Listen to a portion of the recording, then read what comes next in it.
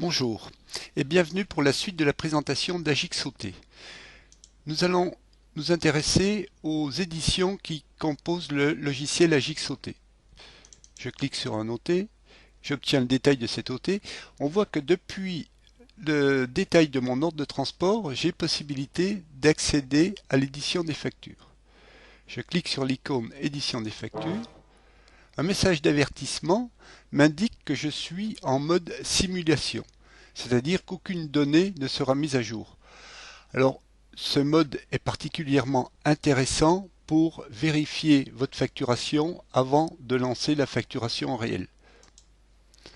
Lorsque j'arrive sur mon programme d'édition des factures clients, j'ai la possibilité d'indiquer au système que je souhaite prendre en compte les OT qui se situent entre telle date et telle date. Je vais donc renseigner une date de début et une date de fin. Comme toujours, lorsque je suis sur une date, j'ai toujours possibilité de faire appel à mon petit calendrier de manière à faciliter la saisie. J'ai également la possibilité de renseigner une plage client, c'est-à-dire que je vais facturer tous les clients compris entre tel numéro et tel numéro. Si je souhaite facturer la totalité de ma clientèle, je vais indiquer le premier numéro de client au dernier numéro de client. J'ai également la possibilité d'indiquer où je vais sortir cette facture, soit sur l'imprimante en direct, soit dans un fichier PDF. Alors le fichier PDF est particulièrement adapté pour transmettre mes factures par mail. Il est également adapté si je souhaite archiver ces factures. Je valide. Le système affiche ma facture ou mes factures. Ça dépend, disons, de la plage client que j'ai renseignée. Alors nous allons détailler ici ce qui apparaît sur notre facture. En haut à gauche, je retrouve les coordonnées de l'entreprise, le nom, l'adresse, les mentions légales. J'ai ici les coordonnées de mon client, son nom, son adresse, la date de facturation, le numéro de facture qui est incrémenté automatiquement. J'ai également un message lorsque je suis en mode simulation, j'ai un texte qui apparaît mode simulation. Alors ce texte apparaît pour éviter de confondre cette facture avec une facture réelle. Ensuite, dans le corps de la facture, je vais retrouver l'ensemble des ordres de transport qui sont facturés. Alors, chaque ordre de transport fait apparaître la date d'enlèvement, les références, nos références, vos références, le nom de l'expéditeur, la ville de départ, le nom du destinataire, la ville d'arrivée, le colisage et le montant hors taxe. En pied de facture, je retrouve les informations classiques telles que le montant hors taxe, la TVA, le montant TTC, la date d'échéance, ainsi que des lignes mentions légales qui sont paramétrables au niveau de la fiche entreprise. Je sors de ma facturation et j'ai un nouvel état qui s'appelle édition de l'ordre de transport. Je clique, cet ordre de transport fait apparaître l'ensemble des informations contenues dans mon ordre de transport. Je retrouve les coordonnées de l'entreprise ainsi que la totalité des informations de mon ordre de transport, le lieu d'enlèvement, le lieu de livraison, le colisage, les fournisseurs, les informations d'exploitation et les informations liées à la facturation. J'ai également, depuis le détail de l'ordre de transport, j'ai également accès à la liste des ventes. Alors cette liste des ventes me permettra d'obtenir le chiffre d'affaires réalisé pour une période que je renseigne de telle date à telle date pour un client ou pour une plage de clients. J'ai la même chose en ce qui concerne les achats. J'ai possibilité d'obtenir la liste de mes achats pour une période donnée, de telle date à telle date, pour un fournisseur ou pour plusieurs fournisseurs.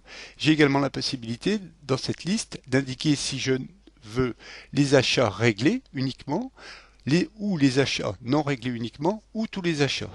Alors le choix achat non réglé est particulièrement intéressant lorsque j'arrive en fin de période comptable et que j'ai besoin de provisionner dans mon bilan les achats constatés mais pour lesquels je n'ai pas encore reçu la facture fournisseur.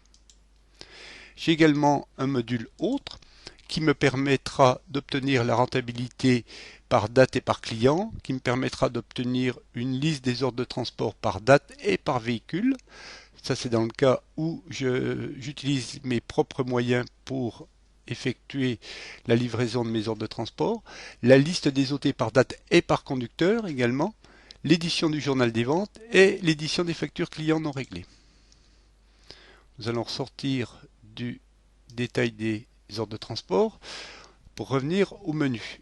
Le menu fait apparaître une rubrique règlement. Dans cette rubrique règlement, j'ai la possibilité de gérer à la fois les règlements clients et les règlements fournisseurs. Nous allons détailler les règlements clients. Les règlements clients me permettront de saisir le règlement pour une facture donnée. Cette facture donnée va régler plusieurs OT. Le système, lorsque je saisis mon règlement client, va les mettre à jour tous ces OT en indiquant que tel OT est réglé. J'ai la possibilité également de saisir un libellé de règlement. Libellé de règlement, c'est quelque chose du genre chèque numéro tant ou référence numéro tant. Lorsque je veux régler des fournisseurs, j'ai également la possibilité de demander au système qu'il me liste les fournisseurs non encore réglés et de ce fait, j'ai possibilité d'indiquer que je souhaite régler les OT de telle date à telle date, donc comme toujours pour les dates possibles, mon petit calendrier. Pour tel fournisseur, le système m'indiquera la liste des OT concernés, j'aurai la possibilité de valider le règlement fournisseur pour plusieurs OT. Nous allons ressortir du programme. Un dernier module fait apparaître des statistiques graphiques. Alors c'est un module qui est très simple à lire puisqu'il fait apparaître une colonne vente, une colonne achat, une colonne marge. Et ces colonnes peuvent être filtrées par client ou par date. Ce qui fait que ces deux filtres client et date me permettent de répondre quasiment à toutes les questions que je peux me poser sur un client. Si je souhaite connaître le montant du chiffre d'affaires pour un client particulier pour telle période, le montant de ses achats et bien évidemment la marge. Nous allons donc maintenant un dernier module sur AgixOT permet de gérer les cotations. Alors les cotations sont un module optionnel. La version de base ne dispose pas de ce module. Les cotations vont vous permettre de gérer votre base prospect et d'établir des devis pour vos prospects ou vos clients, puisque les clients effectivement peuvent également demander des devis. Voilà, je vous remercie d'avoir assisté à cette présentation. Et n'hésitez pas à contacter Agix si vous avez besoin d'autres informations. Au revoir.